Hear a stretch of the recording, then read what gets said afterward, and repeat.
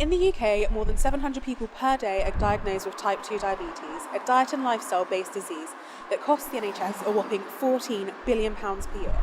When coupled with its main cause factor, obesity, it costs a total of £30 billion to the NHS, a figure that they cannot keep up with.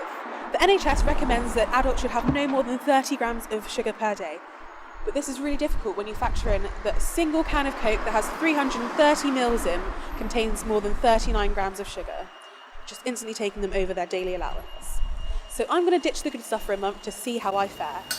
I love sugar. I love it in my tea, I love sweets, and I love fizzy drinks. So this is not going to be easy. Let's get to it though. So before I embark on my journey, I really need to find out what is sugar, what role does it play in our body, and actually, quite crucially, will I die? So I'm looking up nutritionists in the local area and I found one, his name's Matthew. So I'm just going to really message him and see if he's available to meet up for an interview. And if he is, we're going to head down there. We're going to get the skinny of it, really. So just got to go ahead from Matthew. So we're going to head out now and get filming. So wish me luck.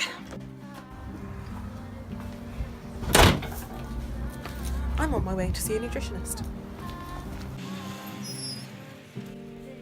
I'm on my way to Southbourne to see personal trainer and nutritionist Matthew Furnell in his studio.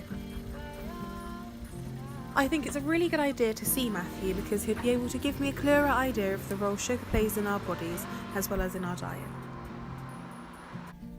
So this is Matthew. For the past 5 years, he's been helping people with their diets and lifestyles, and hopefully he'll be able to tell me what sugar is, what role it plays in our diets, and what I can expect for my time without sugar.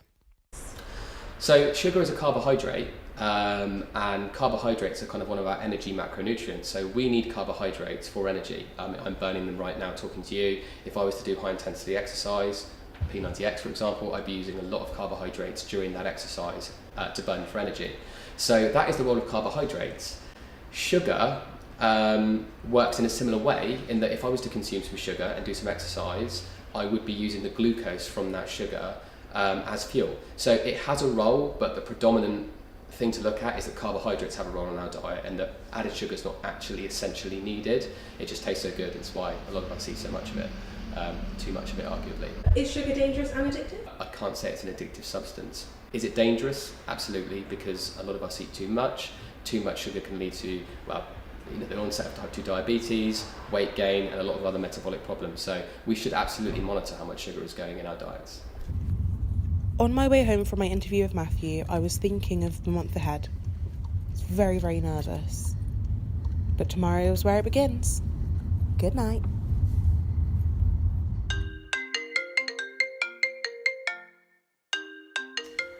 So it's my first day without sugar today. It's breakfast time. It is 7:55. So today I'm going to be having porridge with berries and a cup of tea without sugar. I'll let you know how it goes. Here we go. Hot. Here we go again.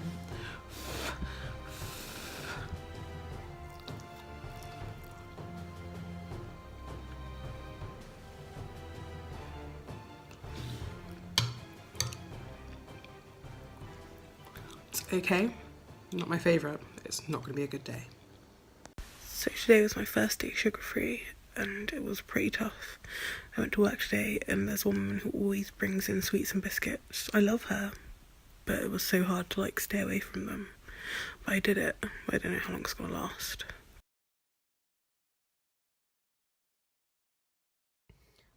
So it's day 4, it's 6:30 in the morning. I'm cold, I'm tired, I'm hungry. All I really want, I just want something nice. I'd like a cup of tea with 17 million sugars in, maybe a hot chocolate, maybe a mocha, who knows? But no, why did I decide to give up sugar for a month? This isn't going to be a good day.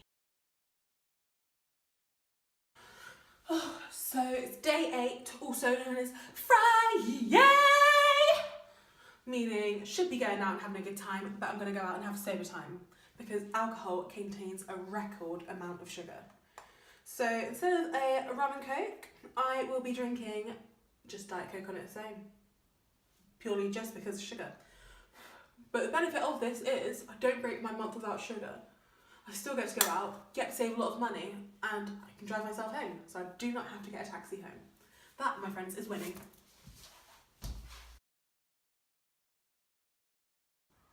It's December, everyone's got advent calendars, everyone's eating Quality Street. Can't go to work because everyone's got biscuits. I'm just bored. So I'm going to go and speak to a diabetic. She has no choice but to live without sugar. Maybe this will give me the motivation needed to continue with this.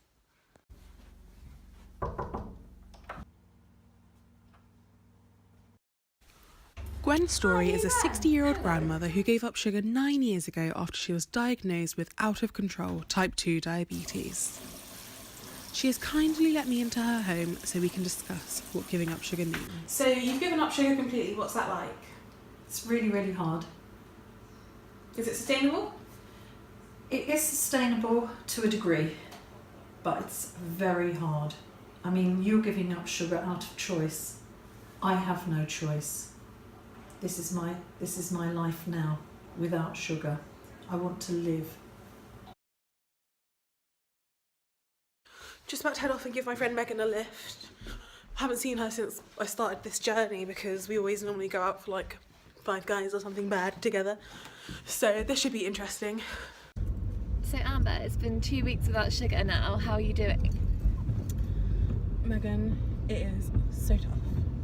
Like, it is honestly one of the hardest things I think I've ever done. Yeah. Like, you know how much I love going out for a 5 guys and... well, I mean, I could still go for one, but can't have ketchup. No. Can't have a Coke with it. No. Can't have a milkshake. No. You actually don't realise how much sugar is actually in things, to be honest. Exactly, in bread. Sugar is in bread, so I can't have bread. Wow. So is that sort of the hardest thing about it, the things you can't have? Definitely, because I think the fact that you can't have it makes you want it more. Yeah, definitely. I know what you mean. So, and also I've been finding my road rage is on another level. 9:30 and there's so many idiots on the road. And honestly, I don't think I've ever honked my horn so much since I've done this. It's not ideal. It isn't ideal, Megan. It really isn't. So how much longer do you think you're going to carry on with it? Well, I mean, I've got another 2 weeks left, but if I'm honest with you, I don't really know if I'm going to last that long. Really? Why? Yeah. It's just so hard. Yeah.